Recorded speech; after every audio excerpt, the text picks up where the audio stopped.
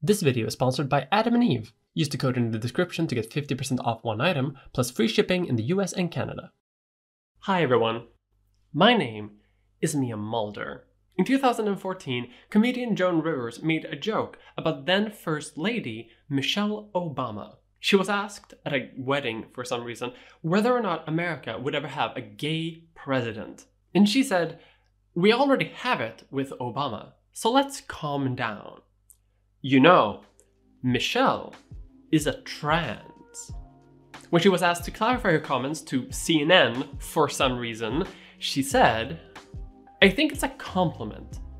She's so attractive, tall, with a beautiful body, great face, does great makeup. Take a look and go back at La Cage aux Folies. The most gorgeous women are transgender." Too right, Joanne, you're so right. And shortly after, she died under actually suspicious circumstances during a medical examination. Which has led some people to think that the Obamas killed her for coming too close to the truth. This joke has spiraled out of control since then, with many people taking up the mantle of being transvestigators. If Michelle Obama is trans, then how many else might be trans? Maybe everyone is trans. And in their investigations, they have concluded that inverts worshipping Satan are all controlling the media and all of the world in order to sacrifice children to our dark god, Baphomet. And all of this happened because of a stupid joke.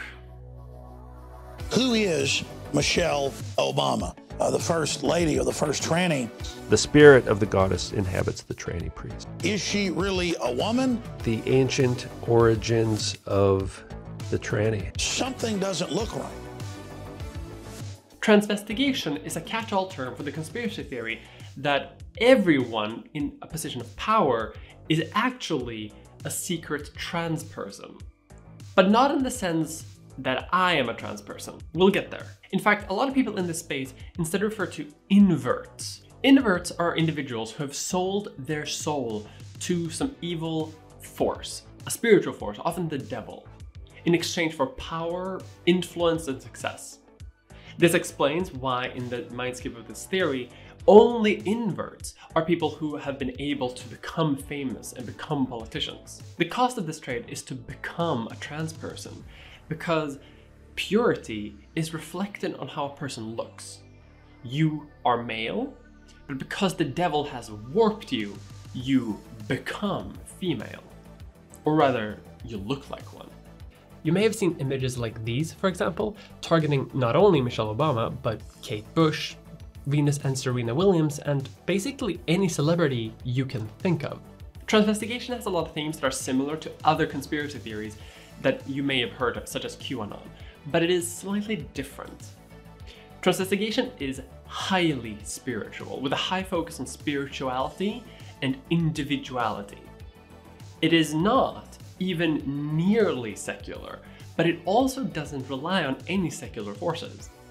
You may think that people like this might be supporters of Donald Trump as a champion of the light, but most of them hate Donald Trump. Most of them hate far-right Republicans as well.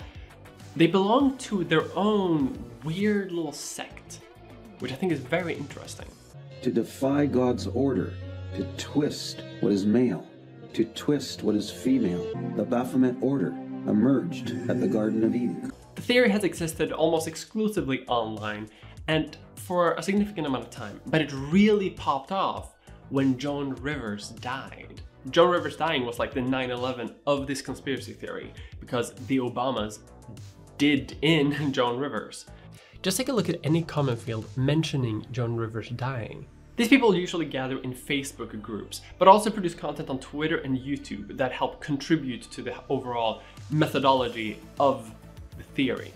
A person will ask the community at large about whether or not a famous person is an invert. And they will usually post a few pictures. Usually those pictures are taken at a very bad angle, bad lighting, just bad photographs. And that's, that happens. Everyone takes bad photographs, even celebrities occasionally.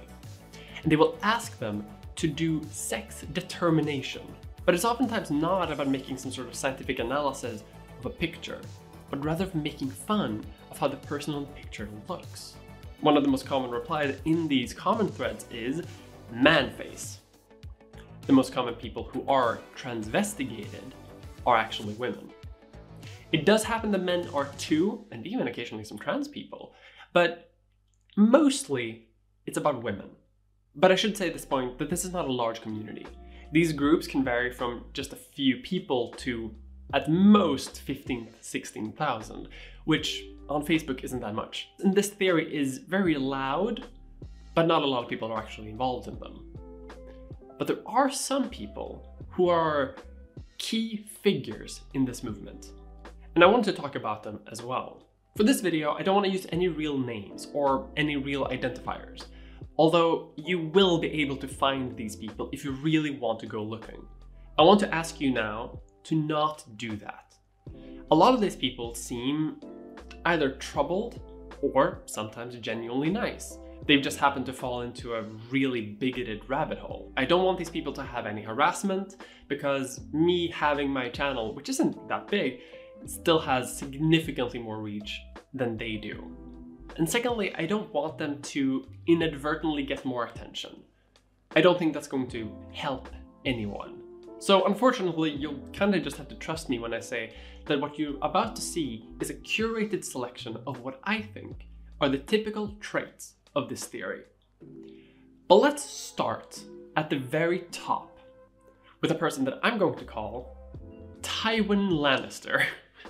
This one's a girl, you idiot. There we go, buddy.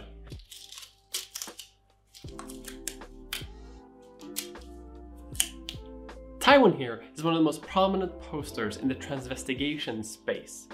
She has made multiple videos that stretch into several hours discussing transvestigation, the causes, the roots, the reasons, things like that.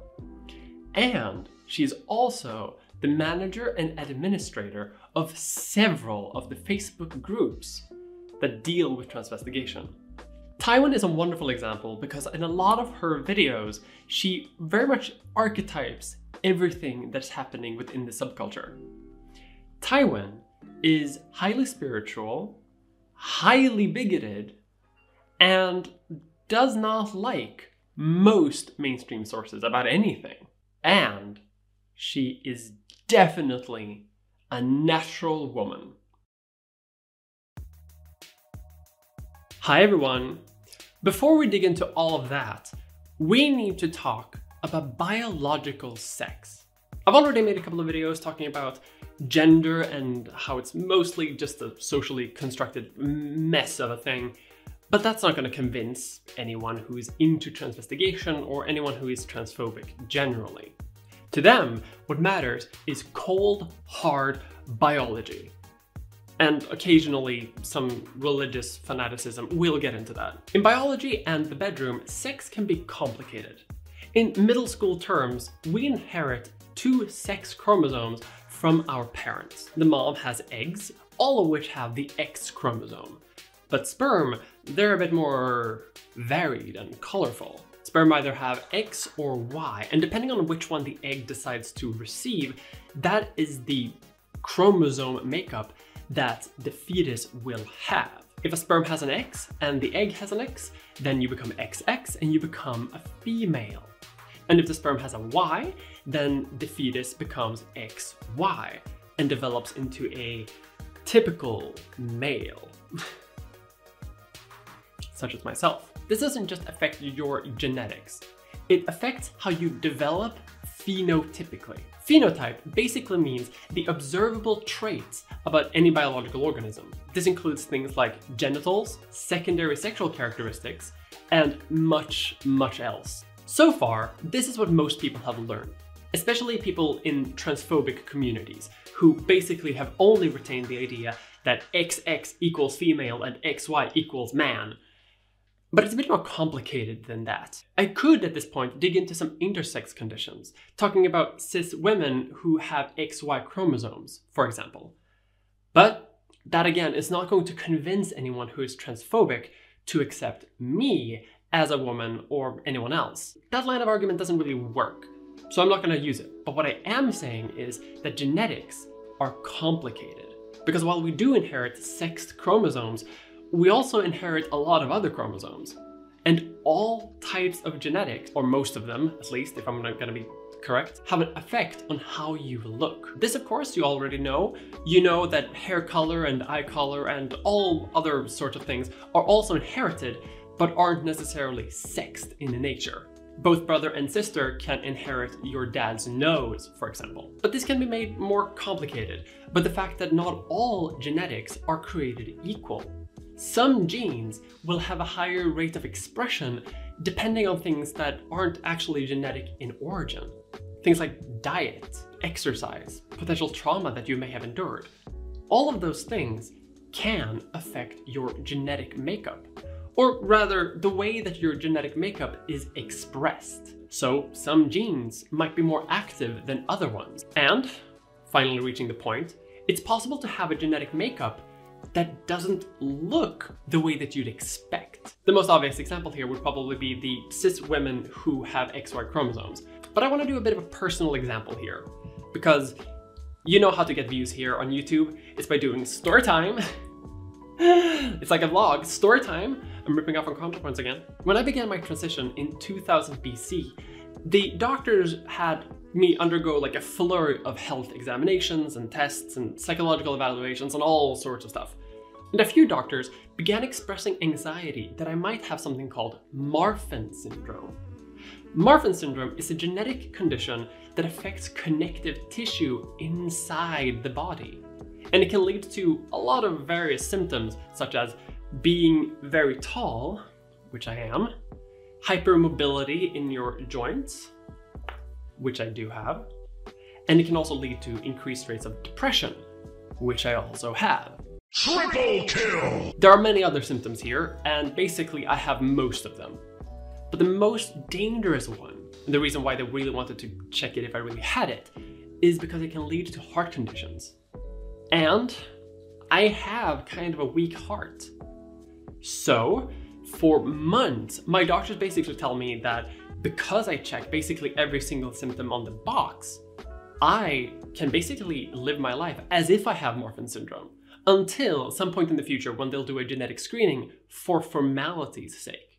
But that genetic screening eventually happens, and it turns out that I don't have it.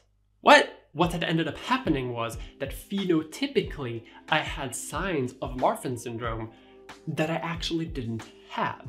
Now this is obviously a pretty niche example, but the point here is that people can develop in ways that don't look like their genetic makeup should make one look like.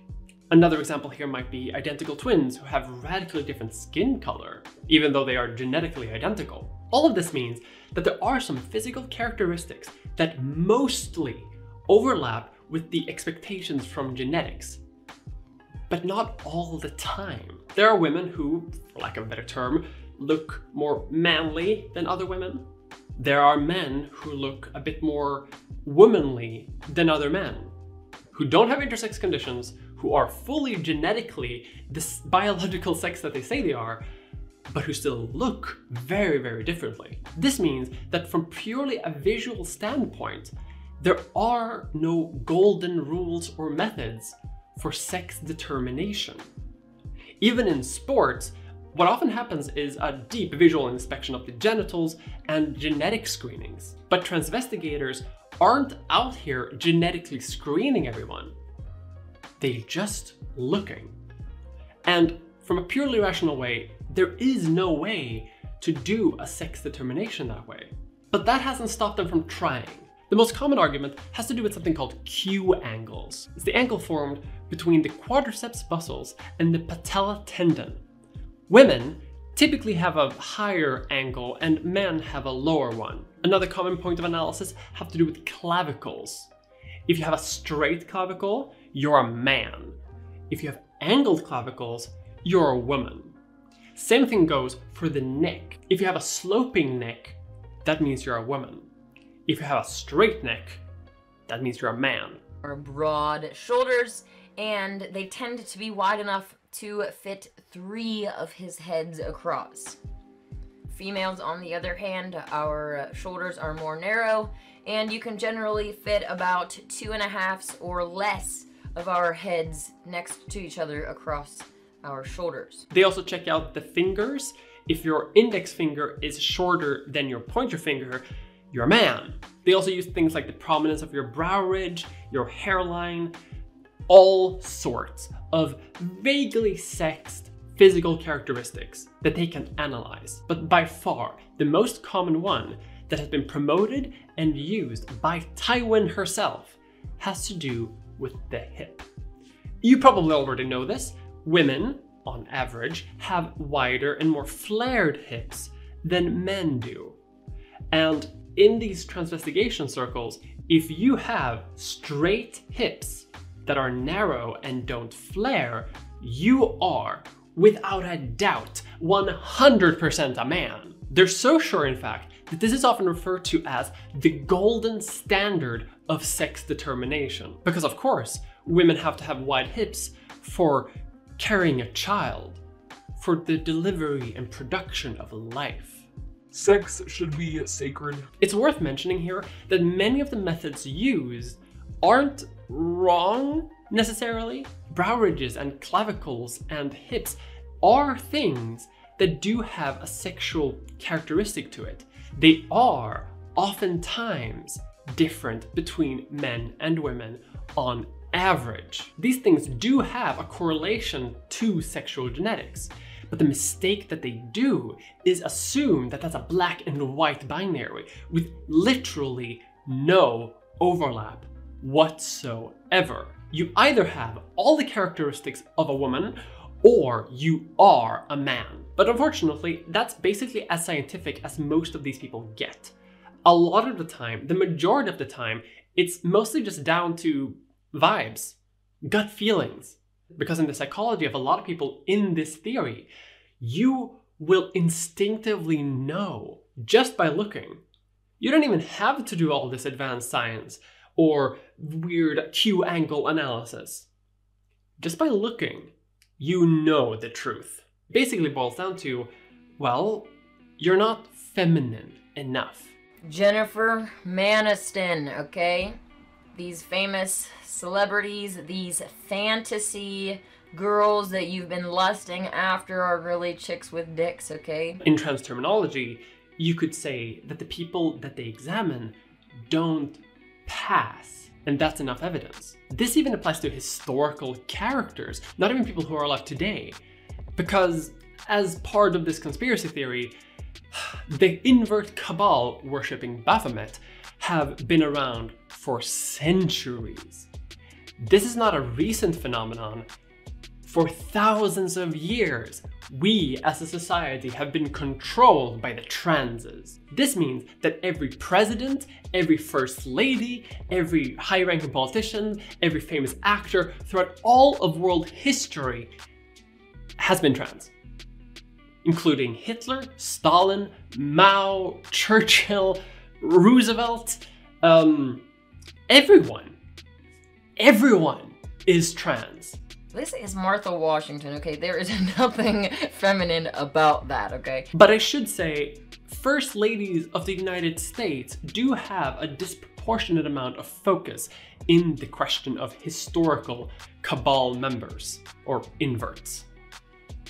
And this is where we need to go back to Michelle Obama. Michelle Obama is oftentimes the target of this conspiracy theory, often seen as the first that people were aware of being a trans person, and one of the more obvious ones, unfortunately. And I'm sorry, Michelle, you don't deserve this. Your husband deserves to be tried in an international court, but you don't deserve this. There's a few pictures of Michelle that are often brought out as evidence that something's going on. Pictures of her are usually the gateway transvestigation. It's the first one that people go, huh, well, hold on. Something doesn't look right. People think that her real name is Michael, and that Obama, if he is not trans, is then gay. And while this started with a joke from Joan Rivers, it now has evolved into a life of its own. A life that is more based in just pure racism. Because in these circles, there is a strong racial component. The standards presented here are obviously impossible for anyone to meet because no one is a perfect carbon copy of the ideal woman or man. But the standards that are provided are often biased in favor of white women. A lot of the people who are transvestigated are often black, disproportionately so, I would say, oftentimes being compared to being quarterbacks or elite athletes with a lot of muscle that they can just barely contain within their feminine outfits. Current female stars. Why are they all they're just black? It's just black women. The people who are involved in this conspiracy theory are extraordinarily bigoted, not just against gay people and trans people, but against everyone who doesn't fit their very, very narrow worldview of how a person should be. The structure around the conspiracy theory is highly targeted towards LGBT people, but also black people, the Jews, everyone. Basically any group that you can come up with that isn't white and Christian. We'll get back to the Christianity. But these people don't just target people who are rich and famous and powerful. They are the most common ones because they're kind of obsessed with finding pictures on the internet, and if you're not famous, odds are you're not going to have pictures on the internet. But sometimes people will post pictures that they've taken of strangers in the street, on the bus, in the subway, people just in their regular lives, and asking other people to transvestigate them. The default belief is that the world at large is dominated by these inverts doing their satanic bidding, but that on the local level, you're mostly safe. That's why you and your friends or family haven't actually encountered any of these inverts yourself. But some people have become so skeptical of the idea that anyone would be who they claim to be, that they start seeing inverts everywhere. Some people are terrified that their local school council has been infiltrated by the inverts, targeting their children. That their library staff has been infiltrated by the inverts, culling information that is true and just and replacing it with perverse propaganda. For some people, it goes to the extreme level that everyone that they see is a secret trans person. Everyone around them isn't actually a real person, but instead a demonic entity that has been inverted and just looks like a real person. They have been replaced by the inverts and the transes. These people have basically become so skeptical of the people around them that they can't trust anything that anyone else says, for very, very few exceptions. This, I think, says something interesting philosophically. And this is why I want to talk very quickly about solipsism. Let's step back for a moment and have a little bit of a think. How do you know that other people exist? Or even the world itself?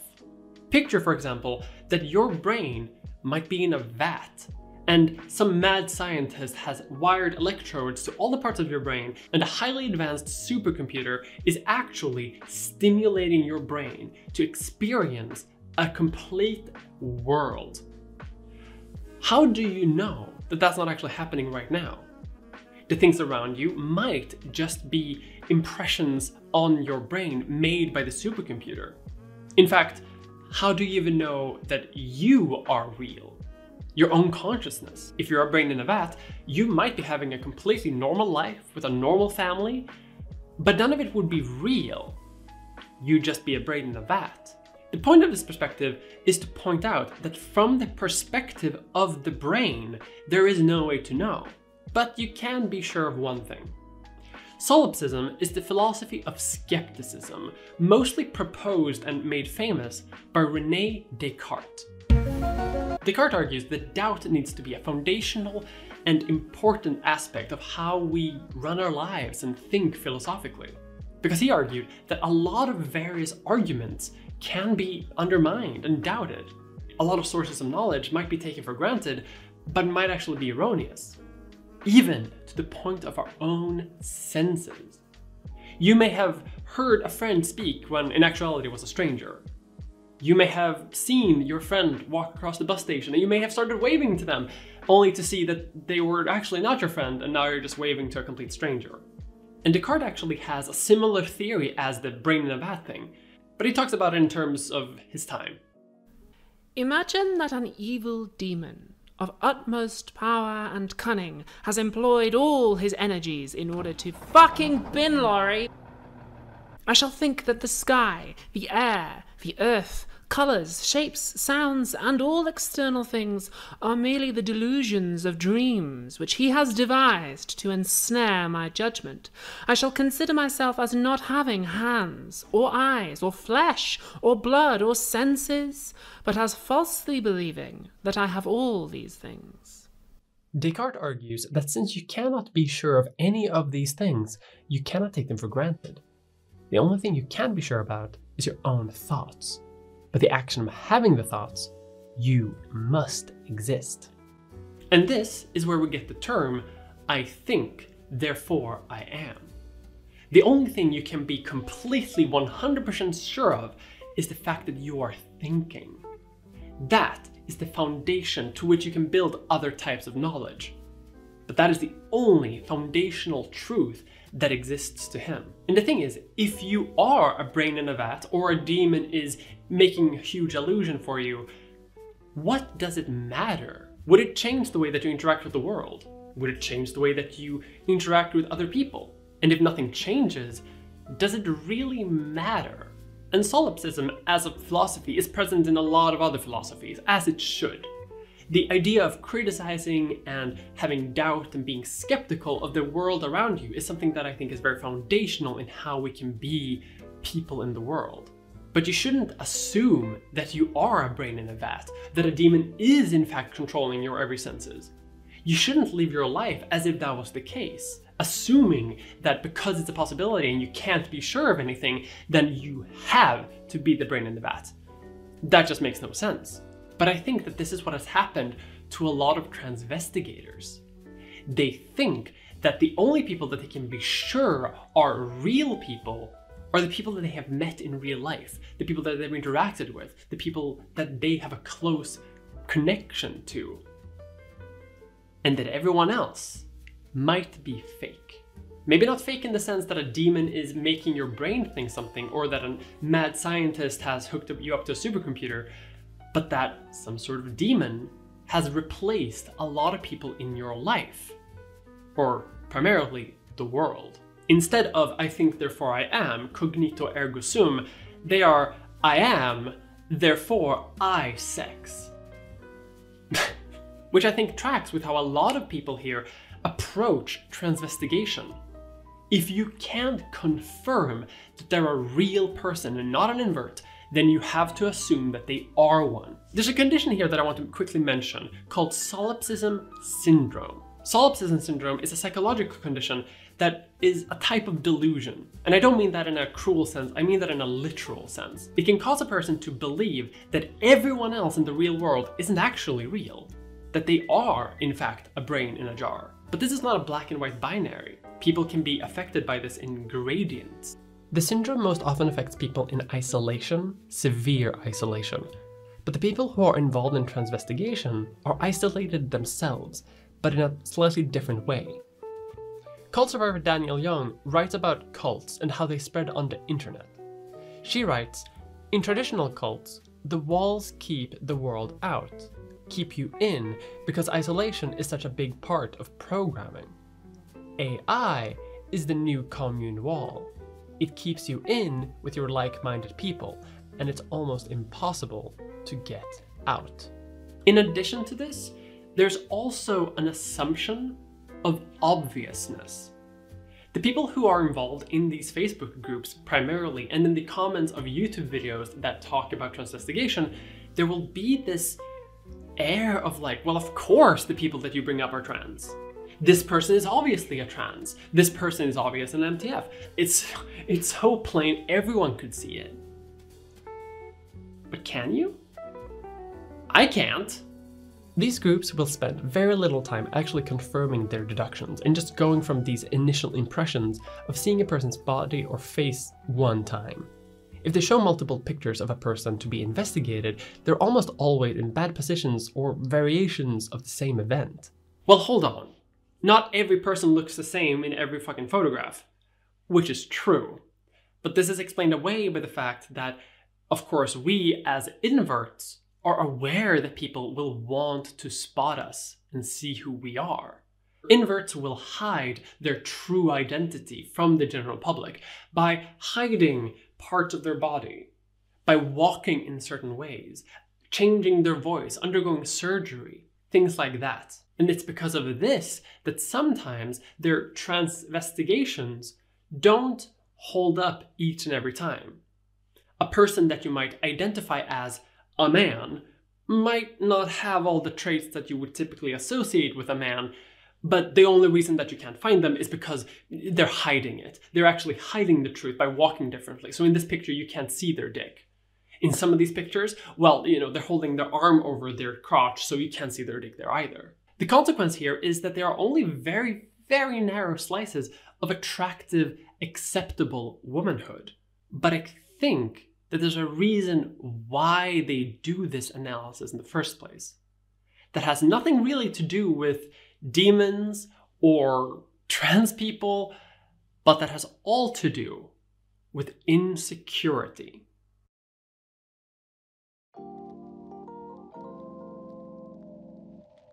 Hi everyone. You can talk a lot about various psychological conditions or about a philosophical doubt or skepticism, but I think the truth here is much, much simpler. Most of the people who are involved in this type of conspiracy theory posting are just deeply insecure about their own bodies and sexuality. While there's a pretty equal vibe on gender, depending on who's posting in these Facebook groups, most of the people who are most famous for doing so are women who compare the bodies of inverts with their own bodies. A video detailing how a person might be an invert might not look too dissimilar from the way that I look right now. A person who is basically clad off, showing as much skin as possible in order to show off their natural feminine beauty.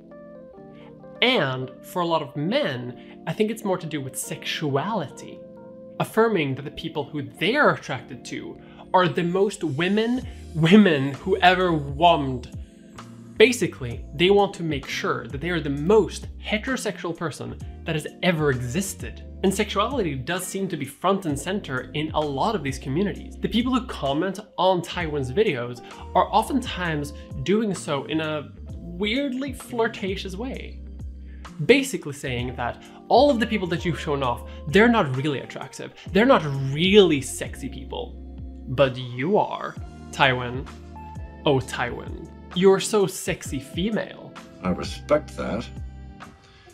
Even admire it. What I think is happening here is projection. Projection is one of those terms that you hear thrown around a lot, but that almost no one actually knows what they really mean.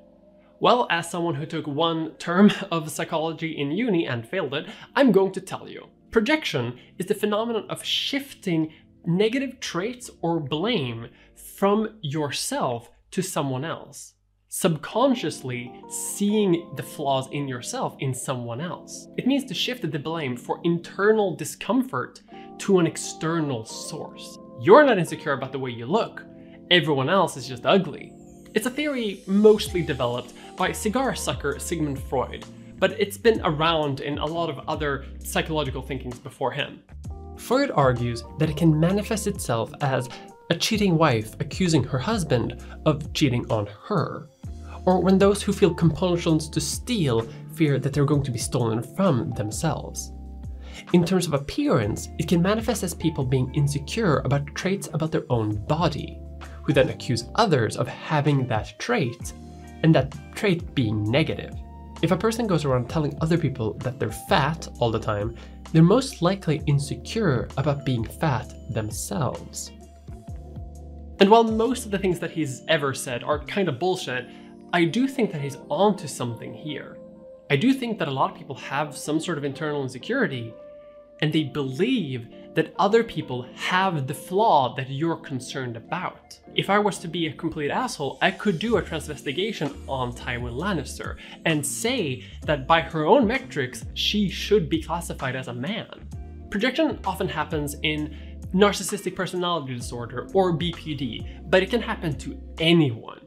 Everyone basically can do it like a little bit, and it happens most often when people are put through some sort of crisis. But not just a personal crisis. It can actually happen in political crises and other mainstream crises as well. Projection is a defense mechanism, and what it does is it defends you against your own insecurities, your own self-doubt, by basically saying that you are perfect. It's everyone else that's the problem. Usually the impulse to do that is kept in check. We have self-reflection and self-insight. But during a personal crisis, that can be overridden. And suddenly you can start seeing problems everywhere else except with yourself. Problems that, to be fair, might not even be real problems, but only problems that you think are problems. And I think they do it because they see some part of the faces and bodies of celebrities in themselves, and it gives them so much internal anguish and discomfort that they have no way to cope with that.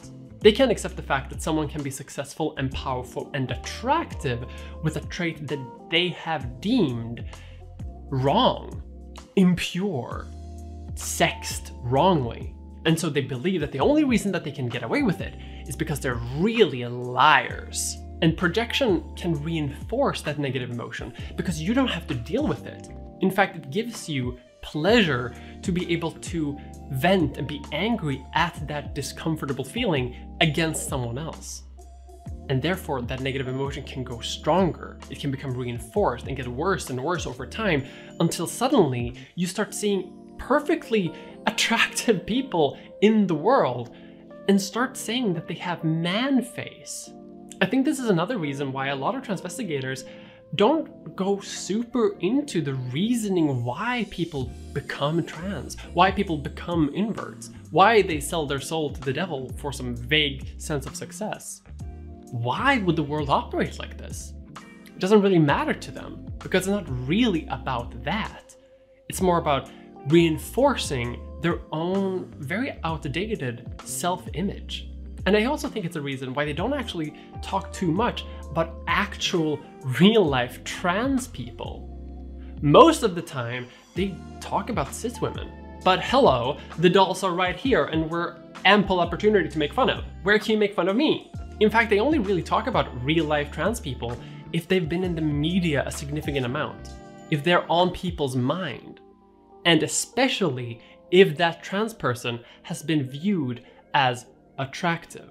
A while ago, Elliot Page came out as trans. Good for him. We stand. And during that time, a lot of people said, oh shit, Elliot got ripped and is hot as hell. It weirdly became a weird news story. And the people in the transvestigation space got really uncomfortable by this. How can you demean and humiliate a person in your own mind by calling them trans if they're openly trans? Well, they have a solution for that, and that is to say that they're doubly trans. Elliot Page, they claim, is an MTFTM. A person who has transitioned twice. But they're not insecure about us. The heterosexual men in this space are not attracted to us. They know we're trans and immediately discard us. To them, and unfortunately to a lot of society, we are deeply unsexy individuals. Which is fine, you know, not everyone has to find us sexy, but it becomes the norm. It is not the norm to not want to be attracted to occasional supermodels, Victoria's Secrets. In fact, I would say that the biggest determination whether or not they will see a person as trans or not is attractiveness. If people find a person attractive, odds are that they're not even going to be up for transvestigation in the first place. Every single picture that is posted in these transvestigation spaces are all from bad angles, bad lighting, from weird poses that people do, weird grimaces. Everyone takes bad photographs, including celebrities, and in some of them they look unattractive. Or they might just be old, something that makes these people completely unfuckable. And it seems to me that that seems to be the biggest indicator here. And I think this is why they often attack the attractiveness of these people rather than pointing out gendered traits. It's more important that a person is looking ugly than as a person looking the other sex. But for many of these people, those two things are the same thing. Looking cross-sexed is by far the most unattractive thing in the world for some of these people. And it works very effectively as a way to discount the successes of famous or politically important people. Elliot Page isn't famous because he's a good actor and because he's done like LGBT activism. No, he is because he's an invert. Gary Brennan isn't actually smart as an archivist, it's the devil who's given him all those details.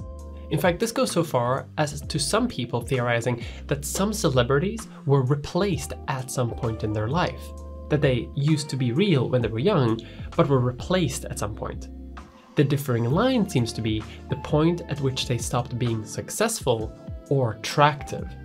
These people want more than anything the permission to be horny on main, to express their sexuality in a way that they maybe don't feel that they can otherwise. But I think that's the reason they use trans terminology. The recent rise and prominence of trans people in the public eye, I think, has led a lot of people to re-examine their own sexuality. I've had multiple people send me emails being like I'm straight, but like I would. And I'm like, okay. People who are so deeply entrenched to a simple version of their own sexuality that they can't even comprehend the idea of being attracted to someone with even slightly masculine features, to the point where any and all masculine features is a complete disbarment from even being able to be attractive. So while I do think that there is some sort of ideological framework here, I think it's mostly just rooted in insecurity, individual anxiety about other people. While this entire conspiracy theory is bigoted and racist and transphobic, it is, above all, heterosexual. But it is another thing as well. It's Christian. A really large part of this conspiracy theory has to do with the spiritual element. The idea of individual purity. Purity as a theme comes up a lot in these communities, especially talking about whether or not a person can lose their purity by changing who they are. A core part of the belief here is that the people who are inverts have a deep moral failing within them. And they can see this moral failing in many other aspects of their life as well. This is actually a lot more common in the smaller, more fringe areas of this community. Tywin here is actually kind of smart because he doesn't dig in that much into the ideas of the spiritual element. Tywin focuses on the scientific arguments, such as flared hips and Q angles and stuff like that. But on the edges of this ideology, there are people who believe in secret signs and numerology. People who say certain phrases or do certain movements, do them as a part of religious argumentation. And they are religious signs. But while the framing of this theory is very much tainted by New Age spiritualism and neo-pagan folk stuff, the religion at the core here is Christianity. God has a kingdom promised to us. Satan doesn't want that to happen. Satan wants to be our God, and he wants this to be his kingdom, which it basically is already, really. So that's, and you can see it's transgendered. And what is this all about? The Baphomet. Why is the image of Satan a transgender? Tywin here doesn't dig into the reasons of why inverts do the things that they do, but I fully believe that she believes that. She is one of the most popular posters, I think for a reason, because she acts as a sort of catch-all tent. She doesn't scare you away with "Embrace Jesus Christ to defeat the evil transsexual inverts." Rather, she just points out that celebrities can sometimes have female traits. And that acts as a sort of opening, a gateway. A very weird gateway, but a gateway nonetheless. These sodomites, these entities, all try to program us with this filthy degeneracy. Now, Jesus, in all his glory, is not actually that relevant within the theory itself, but rather the concept of purity. Remember how we talked about purity early on, talking about how trans people are the epitome of corruption and lack of purity, which is reflected in us being trans people. This is based on the idea that you should be as God has created you to be, and any manipulation of that image is against God.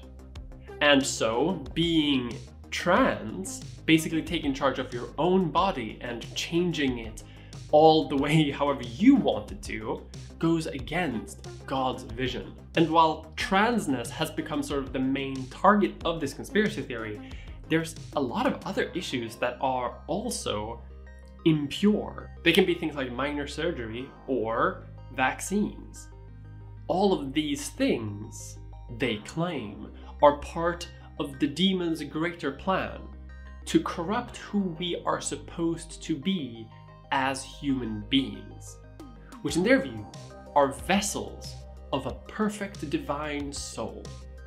And the more we change our exterior, the more we corrupt that soul. I broke all ties with the person I was with for 4 years, for many reasons, but one being because she got breast implants. She just couldn't see how it was an abomination to her body. In fact, I would almost categorize this as a back to basics Christianity, because they also reject basically all forms of organized religion. Most Christian denominations, especially the Catholic Church, are of course contributors to the great lie. Real religion, many of these people claim, is something that should be innately part of yourself and your close community. Depending on how extreme you are with this, even some forms of advanced technology or living in cities can also contribute to the corruption of who you are. All of this has a few political goals in mind. They all guide you towards one central direction. People have become too complicated. Dan Olsen made a video about flat Earth, which I think is amazing, that you should definitely watch. He explains that a lot of people who believe in flat Earth do so because they are confused about the state of the world. The world itself has become too complicated and they are looking to unexplain it. They want to simplify the world. They are trying to build a flat Earth. Transvestigators are similar, but they argue that people have become overly complicated. Bring back the days when males liked vaginas. The world would be fine if it wasn't for those pesky humans coming along and ruining everything. This is why they have an overly simple explanation of sex and sexual characteristics. Overly simplistic biology and Q angles is basically the flat Earth of a lot of people in this theory. And I think it's a bit scary, because this line of thinking, talking about purity and essences and overly simplistic views about your own body, that is the natural, albeit extreme, consequence of a lot of basic transphobic thinking. They all lead to the similar political goal of creating two static and completely separate sexed categories for people to exist within. Something to be maintained by force. The people who are involved in this ideology are deeply, deeply bigoted, specifically against LGBT people, or people who they believe have upended the traditional gender order. This does not just include LGBT people, by the way, this includes women who want to work, men who don't want to work, people who do not fit in to the extraordinarily patriarchal societal norm that a lot of people want to break out of. It's an extreme, spiritual, and pseudo-fascist version of wanting to maintain the patriarchal worldview. And this is another reason why I think that they target mostly women. It's not just insecurity, but it's because they are successful women. They believe, of course, that women should have rights and have autonomy. But that autonomy should only exist within a hyper-women role and cannot overlap with any masculine interests. It is a group of people who want to simplify human relations and human identity. They want to build a new binary.